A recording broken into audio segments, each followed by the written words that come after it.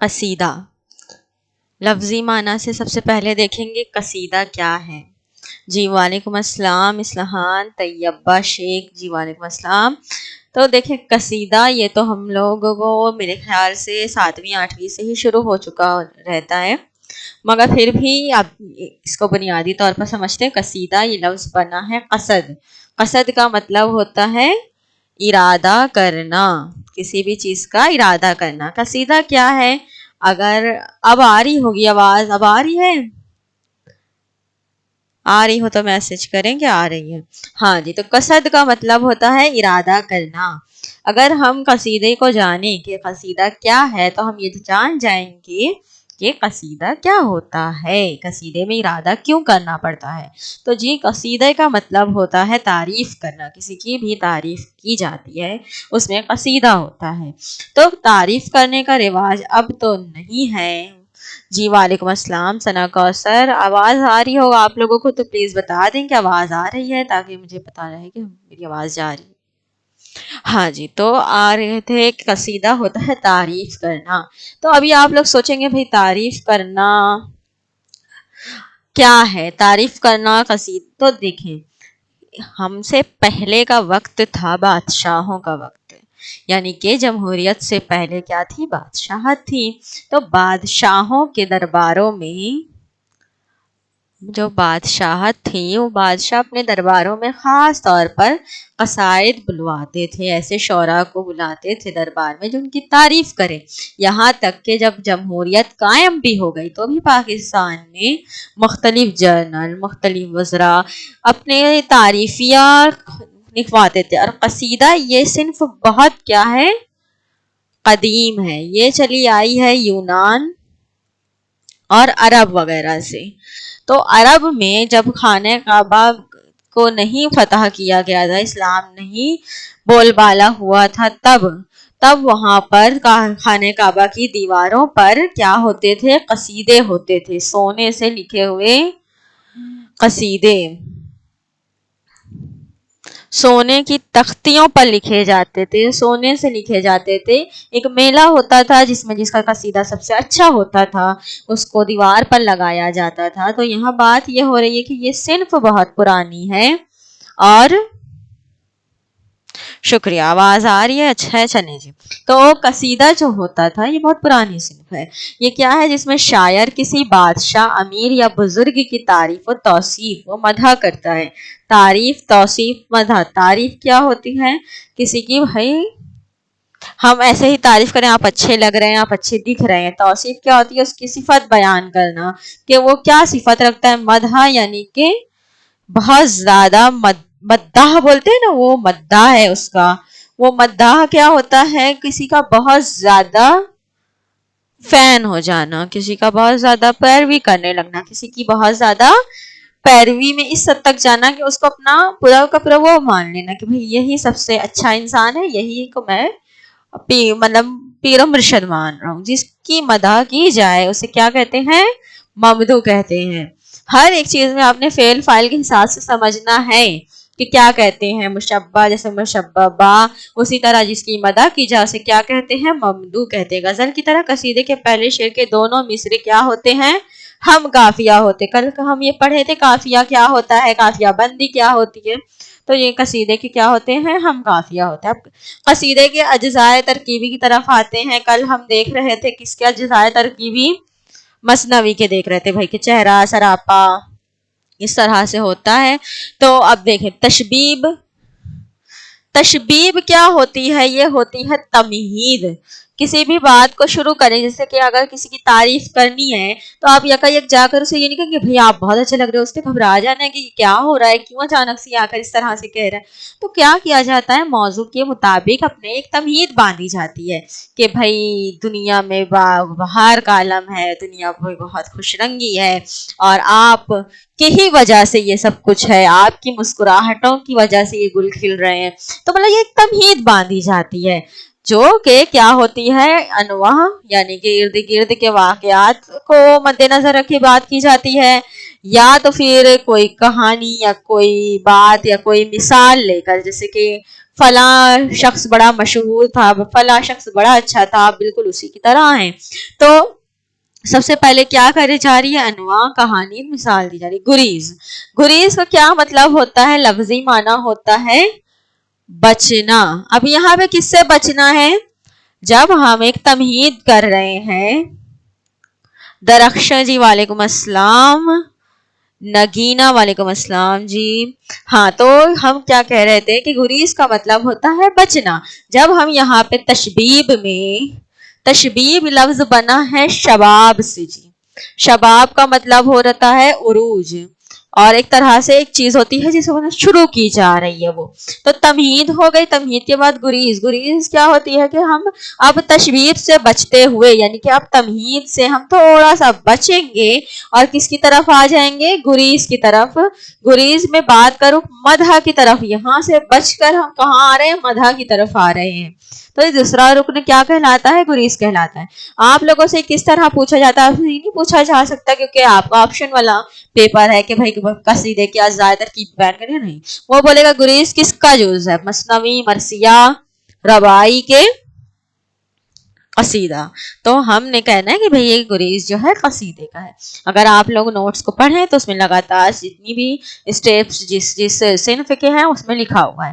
مدح، قصیدے کا اصل حصہ جس میں مدح بیان کیا جاتا ہے کہ بھائی تعریف کرنے والا کیوں تعریف کر رہا ہے. کسی کی تعریف کی جا رہی ہے تو کیوں کی جا رہی ہے. آپ اگر کسی کے مداح ہیں، کسی ایکٹر ہو گئے، آج کل لوگ ایکٹرز کے ہوتے ہیں، کچھ مصنفین کے ہوتے ہیں، کچھ شخصیتوں کے ہوتے ہیں، کچھ دینی شخصیات کے ہوتے ہیں، تو ان کے اعمال کی وجہ سے ہوتے ہیں. ان کے اعمال اور ان کے عہدے، رتبے، یا پھر ان کے جو کردار، یہ ان تمام کی وجہ سے ہوتے. تو یہاں پر یہ بیان کیا جاتا ہے کہ فلاں بادشاہ ہے، وہ بہت زیادہ آپ عدل قائم کرتے ہیں، آپ کا عدل بے مثال ہے، آپ کی سلطنت میں رہنے والا ہر باشندہ خوش ہے. بڑھا چڑھا کر ہی قصیدے میں بیان کیا جاتا ہے.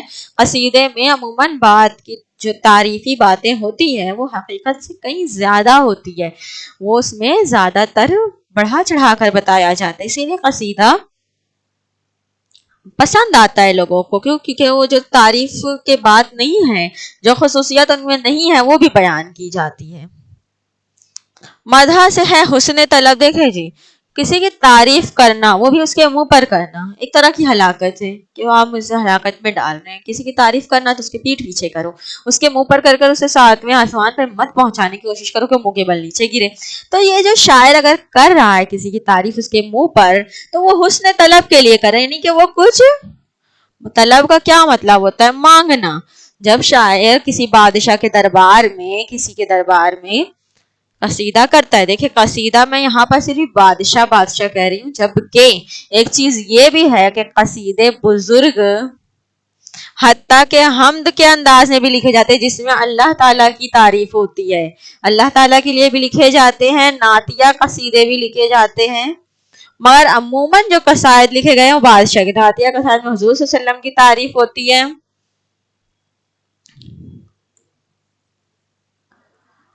اور اس کے علاوہ بھی بہت سے قصیدے لکھے جاتے ہیں. تو نعتیہ قصیدے میں کیا حضور صلی اللہ علیہ وسلم سے ہم مانگتے کہ بھائی آپ ہمارے حق میں اوپر دعا کرنا، اور حمد میں ہم اللہ تعالیٰ سے مانگتے، یعنی کہ حسن طلب ہر ایک میں ہوتا ہے. اگر کسی بزرگ کے حق میں قصیدہ لکھا گیا ہے تو وہاں اس کے آخر میں کہا جائے گا کہ آپ ہمارے لیے دعا کیجئے، یا آپ ہمارے لیے ہم کو بھی اپنے ساتھ رکھ. جیسے کہ کوئی مرشد کا مرید بننا چاہتا ہے تو وہ کہے گا کہ بھائی آپ ہمیں اپنا مرید بنا لیجئے. تو یہاں پر حسن طلب کا پہلو ہوتا ہی ہوتا ہے، وہ قصیدہ کسی بھی صنف کا ہو، کسی بھی طرح کا ہو. دعا پڑھتے ہوئے جب ہم کسی فقیر کو بھی کچھ دیتے ہیں تو کیا دیتا ہے؟ دعا دیتا ہے. تو یہاں پر جب مانگا، شاعر جب مانگتا ہے، سوال کرتا ہے، تو اس کے بعد جب اسے عطا کیا جاتا ہے، اسے نوازا جاتا ہے، تو پھر وہ کیا کرتا ہے؟ دعا دیتا ہے کہ بھئی اللہ آپ کو سلامت رکھے، لمبی عمر دے. اس طرح کا ہوتا ہے ہمارا قصیدہ. آپ لوگوں کو سمجھ میں آ رہا ہے؟ اگر کچھ مسئلہ ہو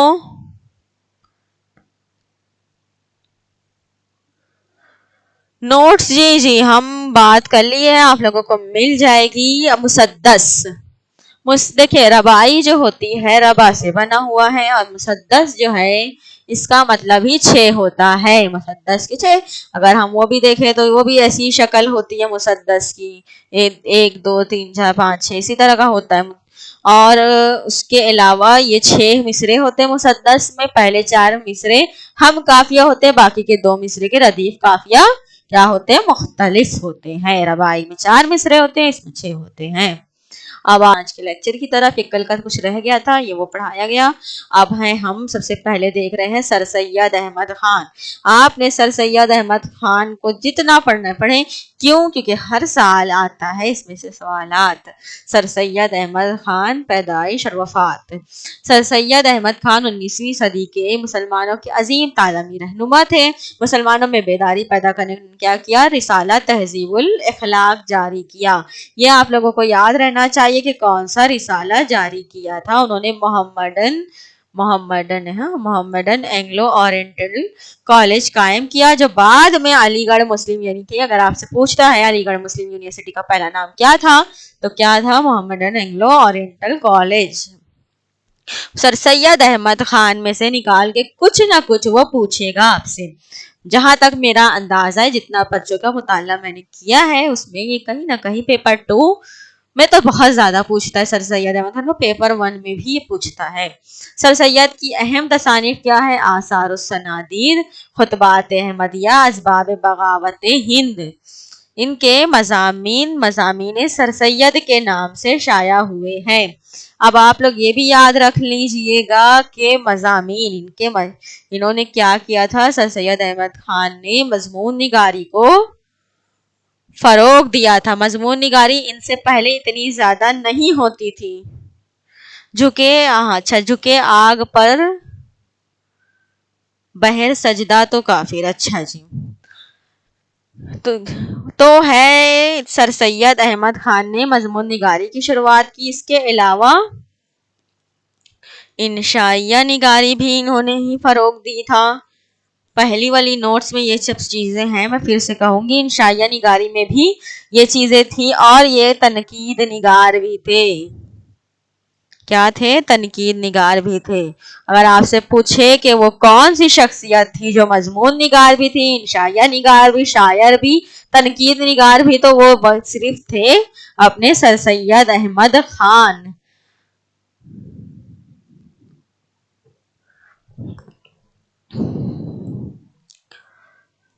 میر امن دہلوی نے 1801 میں قصہ چہار درویش، یہ فارسی کا ایک قصہ ہے۔ یہ کیا ہے؟ فارسی کا ایک قصہ، اردو میں کیا کیا ان کا ترجمہ کیا۔ باغ و بہار اوریجنل کاپی نہیں ہے، یہ فرسٹ کاپی نہیں ہے، اس کا پہلا کیا تھا یہ نام، قصہ چہار درویش۔ یہ آپ کو پوچھا جا سکتا ہے کہ بھائی باغ و بہار کس کی تصنیف ہے، تو میر امن دہلوی کی تصنیف ہے، اور یہ باغ و بہار کس کا نکلا ہوا ہے، قصہ چہار درویش، یعنی یہ 4 درویشوں کی داستان ہے، قصہ ہے یہ۔ اس میں کیا ہوتا ہے، 4 درویش ہوتے ہیں، ان کے آپس میں جو بات چیت ہو رہی ہے اس کے بارے میں ہے۔ اس کتاب کی خوبی ہے کہ 100 سال گزرنے کے بعد بھی اس کی مقبولیت میں کوئی کمی نہیں ہوئی ہے۔ سوچ لیجئے کہ 100 سال تک اگر کوئی چیز مارکیٹ میں ہے، لوگوں کے ذہن میں ہے، لوگ اس کو پڑھ رہے ہیں، تو اس میں کچھ بات تو ہوگی۔ اور ایک تو یہ فارسی کا ترجمہ ہے، تو فارسی ادب کا تو زیادہ دامن وسیع ہے۔ اب آتے ہیں کہ ان کی دوسری کتاب کیا ہے، گنج خوبی ہے، یہ انوار سہیلی کا ترجمہ، یعنی کہ سوچا جائے تو ان کے زیادہ تراجم ہیں، یعنی یہ ترجمہ زیادہ کرتے تھے، لیکن اس کتاب کو اہمیت حاصل نہیں ہے۔ اس کو اہمیت حاصل نہیں ہے، اس کا یہ مطلب نہیں کہ آپ اسے پڑھ کر نہ جائیں، آپ نے ایک سرسری مطالعہ کر لینا ہے، یہ سب ناموں کا، کتاب کا نہیں ہے، نام کا، کتاب لوگ کتاب پڑھنے بیٹھ جائیں۔ مولوی عبدالحق کو کیا کہتے ہیں، سب سے پہلے بابائے اردو، یہ آپ کو یاد رہنا چاہیے کہ کیا کہا جاتا ہے انہیں، بابائے اردو کہا جاتا ہے۔ مولوی عبدالحق نے اپنی تمام زندگی اردو کی خدمت میں گزار دی۔ ان کا اہم کارنامہ یہ ہے کہ انہوں نے اردو کی پرانی کتابوں کو کیا کیا، شائع کروایا۔ کیوں شائع کروایا؟ تاکہ وہ ادب جو پچھلا پڑا رہ گیا ہے، جو لوگوں کے سامنے نہیں آ رہا ہے، یعنی کہ اردو की वसअत के लिए, उर्दू को फैलाने के लिए उन्होंने पुरानी किताबों को भी शाया करवाया। आपके मज़ामीन, मुकद्दमात, तबसरे वगैरह के मजमूई तनकीदात अब्दुल हक, खुतबात अब्दुल हक, मुकद्दमात अब्दुल हक के नाम से शाया चुके। ज़्यादातर के नाम के आगे अब्दुल हक लिखा हुआ है तो आप लोगों को ऑप्शन में पहचानने में आसानी होगी। मगर आप लोगों को हो सकता है कि मुंशी प्रेमचंद की कोई किताब दे और नीचे ये इस तरह का, या इस तरह की ही ऑप्शन में कोई एक ऑप्शन ऐसा दे दे जिसमें अब्दुल हक तो लगा हो उनकी किताब नहीं हो। जैसे कि मैं लिख दूं कसीदात अब्दुल हक, तो आपने इस तरह नहीं सोच लेना है कि भाई अब्दुल हक लगा है तो इसका मतलब ये कि मौलवी अब्दुल हक ही की है, ऐसा नहीं है। वो ऑप्शन में बहुत मिलते जुलते देता है। आपकी खिदमात का एतराफ़ करते हुए इलाहाबाद यूनिवर्सिटी ने आपको 1937 में डॉक्टर ऑफ लिटरेचर की एजाज़ी डिग्री से नवाजा था। एजाज़ी डिग्री क्या होती है? हम जब पढ़ाई करते हैं तो हमें डिग्री मिलती है, मगर एजाज़ी डिग्री वो डिग्री होती है जो ऐसे ही किसी को, अमूमन ये दी जाती है, शाहरुख खान है उसको भी कोई दिए थे डिग्री, ये ऐसे ही एजाज में दी जाती है।